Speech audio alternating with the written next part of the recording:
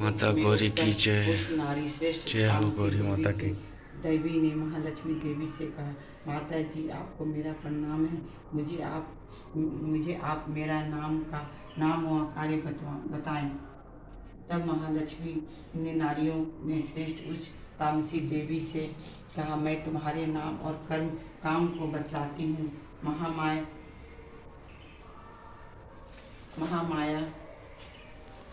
महाकाली, महामारी, सुधा, त्रिषा, एक वीरा, कालरात्रि तथा दुर्त्या, ये ही तुम्हारे नाम हैं। तुम्हारे ये काम कर्मों के द्वारा ही लोकों में प्रसिद्ध होंगे। जो कोई तुम्हारे कर्मों को जानकर इन नामों के द्वारा तुम्हारा पाठ करता है वह सुखी होता है। हे राजन, महालक्ष्मी ने महाकाली से इतना कहकर शुद्ध तत्व गुण संपन्न होकर दूसरा रूप धारण कर लिया। वह रूपी चंद्रमा की भांति गौरव वर्ण का था। वह उस श्रेष्ठतम नारी ने अपने हाथों में रुद्राक्ष की माला, अंकुश, बीना तथा पुस्तक धारण कर रखी थी। महालक्ष्मी ने उनका भी नामकरण किया।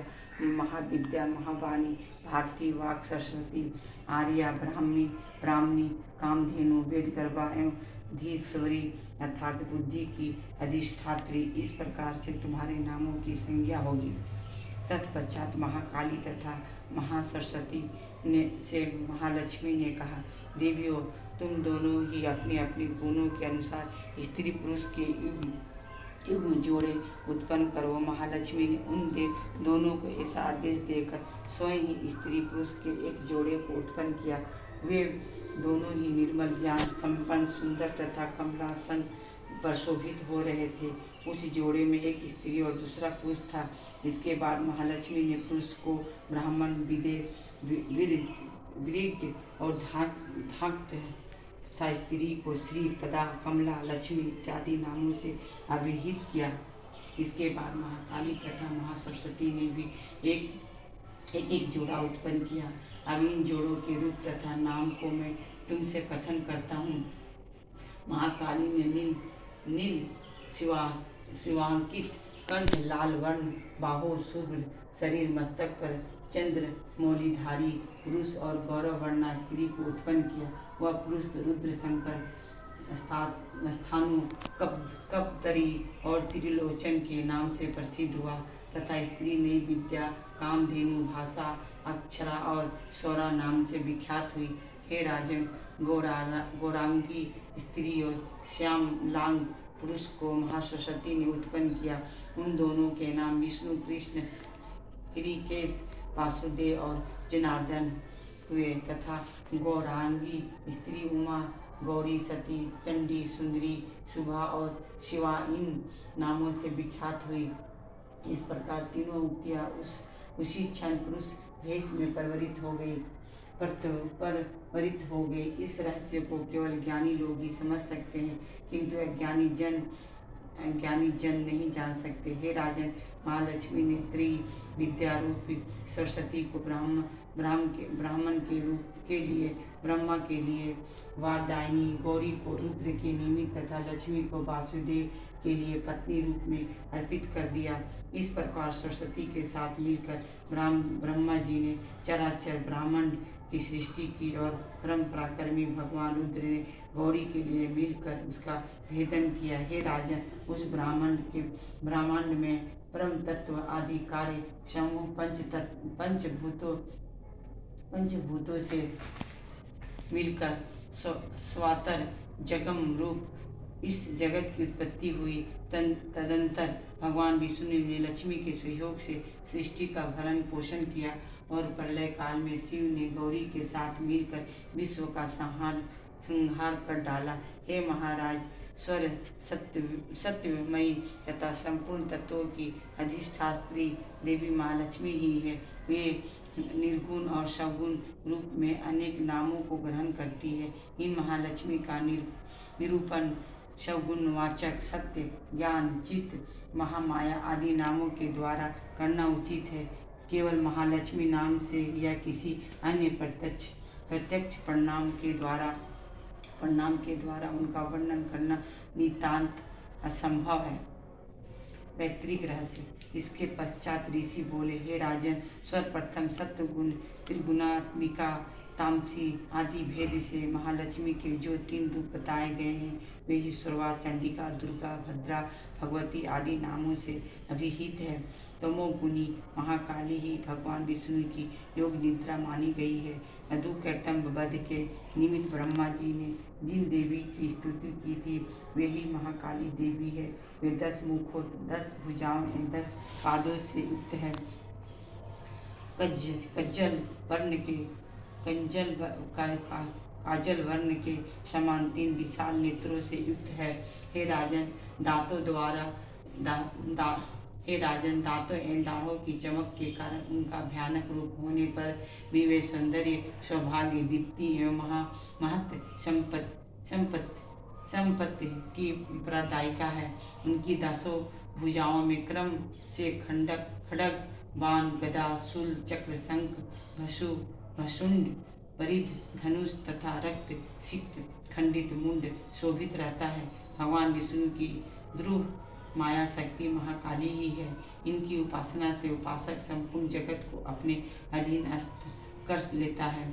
जिनका प्रादुर्भाव संपूर्ण देवों के संयुक्त अंगों से हुआ था वे ही अतुलनीय कांतिमय साक्षात महालक्ष्मी है। वे महिषासुर माद्री तथा त्रिगुणात्मिका पर प्रकृति है। उनकी मुखाकृति गौर वर्ण, भुजाएं श्याम वर्ण, स्तन प्रदेश श्वेत वर्ण, कटी प्रदेश और पाद लोहित वर्ण एवं जांघें तथा पिंडलियां नील वर्ण की है। तैरलोक में अपराजय होने के कारण उनमें अपने शौर्य का गर्व भी है। कटी का अग्रभाग विविध वर्णों के वस्त्रों से आच्छादित होने के कारण वह अतीव मनोमुग्ध कारिणी और विचित्र रूप में दिखाई पड़ती हैं। उनकी माला, वस्त्राभूषण आदि समस्त वस्तुएं विचित्र है। वे रूप, लावण्य और सौभाग्य से शोभित है। उनकी असंख्य भुजाएं होने पर भी उन्हें अष्टादश भुजा मानकर उनकी पूजा करनी चाहिए। अब उनके दाएं हाथ से निम्नांग लेकर बाएं पार्श्व के निचले हाथों में जो अस्त्र विभूषित है उनका वर्णन हो रहा है। रुद्राक्ष माला, पद्मवान, तलवार, वज्र, गदा, चक्र, त्रिशूल, परशु, शंख, घंटा, पाश, शक्ति, दंड, ढाल, धनुष, पान पात्र और कमंडलू इन उपयुक्त अस्त्रों की वे धारिणी है। वे कमला आसन पर आसीन है। वे सर्वदेवमयी तथा सभी प्राणियों की अधीश्वरी है। हे राजन, जो इन महालक्ष्मी देवी का आराधना करता है वह समस्त लोकों तथा देवों का भी स्वामी बन जाता है। जो देवी पार्वती जी के शरीर से निकली थी और जिन्होंने शुंभ नामक असुर का विनाश किया था उन्हें साक्षात सरस्वती माना गया है। हे पृथ्वीपति, उनकी 8 भुजाओं में कर्म से बाण, मुसल, शूल, चक्र, शंख, घंटा, हल और धनुष शोभायमान होता है। निशुंभ भर्तनी तथा शुभासुर विनाशिनी सरस्वती देवी की भक्ति भाव से पूजा करने पर प्राणी स्वर्गता को प्राप्त कर लेता है। हे राजन, मैंने तुम्हें महाकाली आदि तीनों मूर्तियों के स्वरूप का रहस्य समझाया। अब इसके बाद जगजननी महालक्ष्मी तथा इन महाकाली आदि मूर्तियों की निम्न भिन्न प्रकार से उपासना विधि बतलाता हूँ, तुम उसे सुनो। जब भी महालक्ष्मी की पूजा करनी हो तब मध्य भाग में उनकी मूर्ति स्थापित करें एवं उनके दक्षिण तथा वाम पार्श्व में क्रमशः महाकाली तथा महासरस्वती की प्रतिमा स्थापित करें। तत्पश्चात तीनों युगल देवों की स्थापना कर उपासना करनी चाहिए। महालक्ष्मी की पृष्ठ भाग के ठीक मध्य में सरस्वती के साथ ब्रह्मा की पूजा करें तथा उनके दक्षिण भाग में गौरी के साथ रुद्र की तथा बाएं भाग में लक्ष्मी के साथ विष्णु की पूजा करें।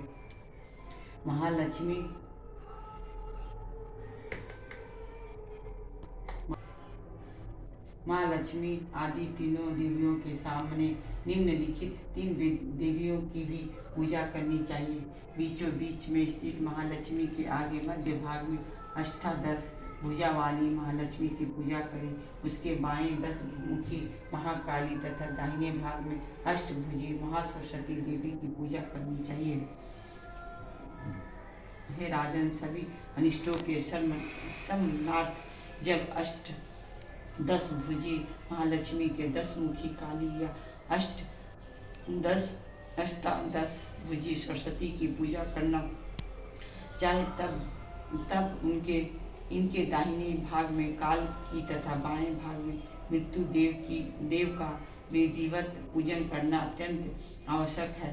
जब शुंभासुर संहारिणी अष्टभुजा देवी की पूजा करनी हो तब उनके साथ ही उनकी 9 शक्तियाँ दाहिने भाग में रुद्र तथा बाएं भाग में गणपति की पूजा करनी चाहिए।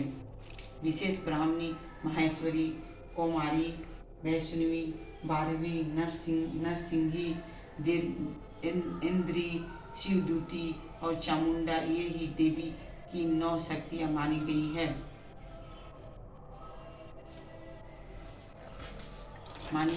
नमो देव्य मंत्र से महालक्ष्मी देवी की आराधना करें। उनके पूजन काल में उनके 3 अवतारों का वही मंत्र प्रयुक्त करना चाहिए जो स्रोत में कथित है। 10 भुजी महिषासुर मंदिरिनी महालक्ष्मी की प्रमुख रूप से आराध्या है, क्योंकि वे ही महालक्ष्मी, महाकाली व महासरस्वती के नामों से अभिहित की गई है। वे ही पाप पुण्यों के कर्मों की अधिष्ठात्री तथा संपूर्ण लोकों की अधीश्वरी है।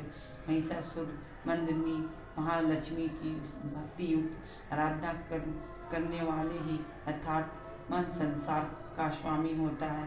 अतः जगधात्री भक्त वत्सला भगवती चंडिका का पूजन अवश्य ही करना चाहिए।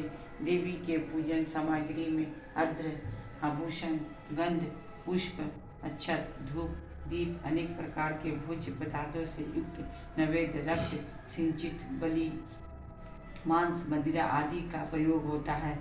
बलि और मांस आदि से पूजन करने का विधान ब्राह्मणों के लिए वर्जित है। अतः इन ब्राह्मणों के लिए मांस मद आदि से युक्त पूजन करने का स्वर्था निर्देश है।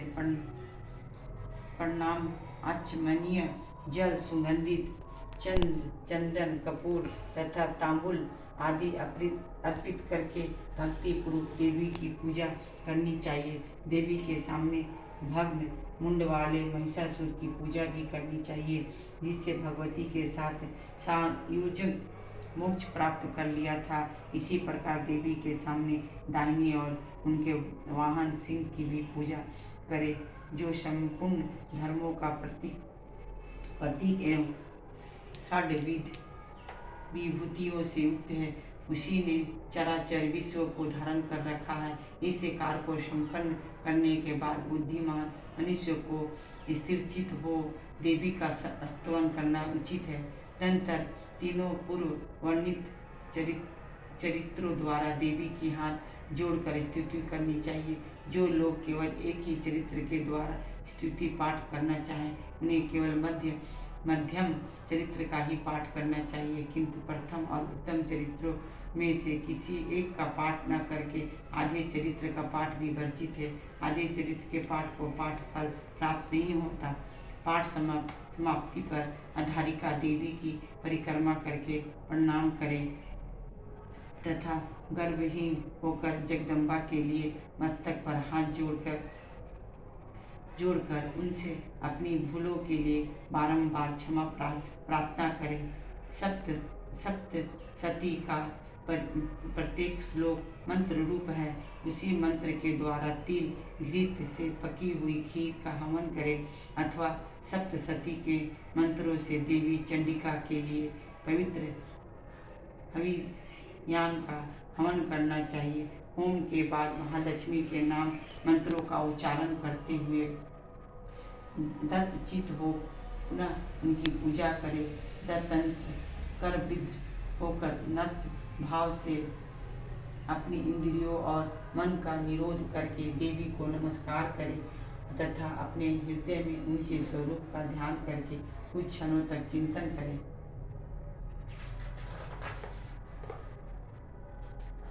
चिंतन काल में इतनी तमन्या हो कि बाहरी जगत का ज्ञान न रहे। भक्ति पूर्वक नित्य प्रति मनुष्य परमेश्वरी का इस भांति पूजन करके इच्छित भावों का भोग करता हुआ अंत में देवी का साजुक पद पा लेता है। जो व्यक्ति नित्य भक्त वत्सला देवी चंडिका की पूजा नहीं करता, उसके सभी सत्कर्मों को देवी जला डालती है। अतः हे राजन, तुम सर्वलोक महेश्वरी चंडिका का की शास्त्र लोक विधि के अनुसार पूजा करो, उससे तुम सुख की भागी बनोगे। पूर्ति रहस्य। आगे ऋषि ने पुनः कहा, हे राजन, यदि नंद ने उत्पन्न नंदा देवी का पूजन किया जाए तो वह उपासक के अधीन समस्त लोगों को कर देती है। उनके अंगों की कांति स्वर्ण है, वे सुनहले रंग के सुंदर वस्त्र तथा स्वर्ण भूषण धारण करती है। उनकी चतुर्भुजाओं में क्रमशः कमल, अंकुश, पाश और शंख सुशोभित है। उनका नामकरण इंद्रा, कमला, लक्ष्मी, श्री एवं रकमाम उजासना नामों से किया गया है।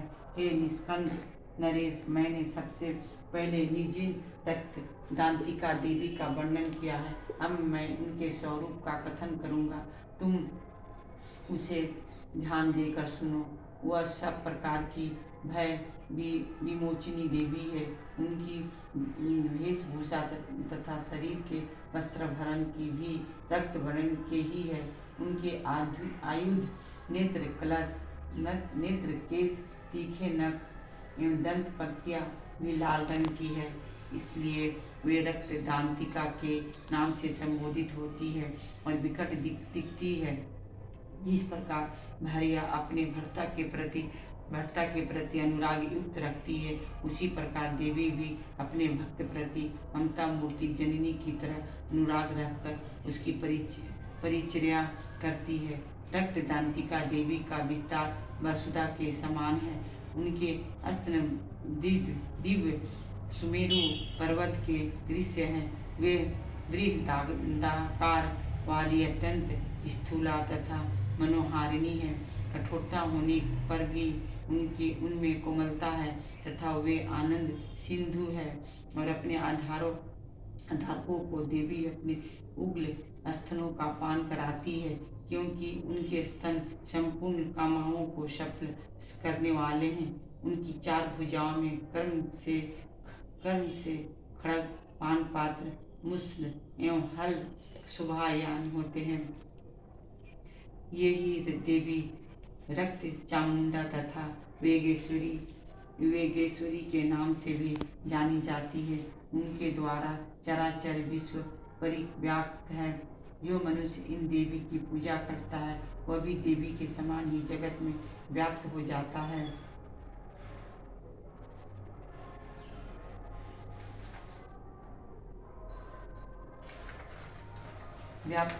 है। जिस प्रकार पतिव्रता नारी अपने पति की नित्य प्रति सेवा शुश्रूषा करती है, उसी प्रकार रक्त दांतिका देवी भी अपने भक्तों का रक्षण एवं उसी परिचर्या करती है। शांख भरी देवी का शरीर नीलवर्ण का है। नीलपद के दृश्य ही उनके नेत्र हैं। नाभि का भाग नीचा है। 3 रेखाओं से युक्त उनका सूक्ष्म उदर है। उनके उग्र स्तन अत्यंत कठोर, समतल, ऊंचे, गोलाकार, स्थूल और परस्पर मिले हुए हैं। उनका आवास स्थान कमल है। उनके हाथों में ये बाणों से पूर्ण मुष्ट कमल, शाखों का समूह तथा चमकदार धनुष है। वह शाख समूह फूल, फल, मूल तथा पत्तों से पूर्ण है। वह निमसीम आकांक्षाओं के रसों से पूरित है। साथ ही सुधा, पिपासा तथा मृत्यु भय निवारक है। उन्हीं का नाम शाकंभरी, शतासी दुर्गा है। वे शोक रहित, दुष्ट दारिणी, दुष्ट दारिणी एवं पाप ताप नाशक है। उमा गौरी सती चंडी कालिका और पार्वती भी उन्हीं के नाम हैं। जो व्यक्ति शाकंभरी देवी का स्तवन पूजन ध्यान जप और वंदन करता है वह शीघ्र ही अन्न पान तथा अमृत रूप अच्छे फल का अधिकारी बन जाता है। भीमा देवी का शरीर भी नीलवर्ण है। उनकी दाढ़ें और दंतावालिया चमकीली है। उनके नेत्र विशाल, स्त्री का रूप स्थूल तथा गोलाकार है। उनके हाथ में चंद्रहास नामक तलवार है तथा वे डमरू, मस्तक और पान पात्र लिए हुए हैं। वे ही एक वीरा, कालदात्री तथा कामदा के नामों से प्रसिद्ध होकर गौरवान्वित होती है। भामरी देवी के शरीर की आभा विविध वर्णों की है। वे अपने तेज के फलस्वरूप अत्यंत दुर्सर दिख पड़ती है। उनका अंगराग भी अनेक रंगों का है तथा वे भांति भांति के आभरणों को धारण करती है। चित्रभ्रमर, पानी तथा महामारी आदि नामों से उनका यशोगान किया जाता है। हे राजन, इस प्रकार जगजननी चंडिका देवी की मूर्तियों का स्वरूप वर्णन किया गया है। उनका कीर्तन करने से कामधेनु के समान कामनाओं की मूर्ति होती है। इसका वर्णन किसी दूसरे व्यक्ति से नहीं करना चाहिए, क्योंकि वह परम गोपनीय रहस्य है। दिव्य मूर्तियों का वह आख्यान मनोरथ पूर्ण करने वाला है। इसलिए तुम शस्त्र प्रत्ययनशील होकर देवी की उपासना में लग जाओ। सप्तशती के मंत्रों के पाठ मात्र से ही मनुष्य के 7 जन्मों के ब्रह्म हत्या आदि पापों का नाश होता है। इसलिए मैंने तुमसे देवी के गहनतर ध्यान का वर्णन किया है, जो समस्त अभिलाषाओं को सिद्ध करने वाला है। उनके प्रसाद से तुम स्वर्गपरी हो जाओगी, क्योंकि देवी का स्वरूप ही स्वर रूपमय है तथा उन सब रूप पूर्ण विश्व देवी से युक्त है। अतः मैं उन विश्व रूपा जगजननी परमेश्वरी को प्रणाम करता हूँ। कई मंत्राओं की त्रुटि विसर्ग अनुस्वार के उच्चारण में कमी रह गई हो तो इन समस्त त्रुटियों को आप क्षमा करके मेरे किए गए संकल्पों को पूर्ण करने की कृपा प्रदान करें। जय माता गौरी की जय।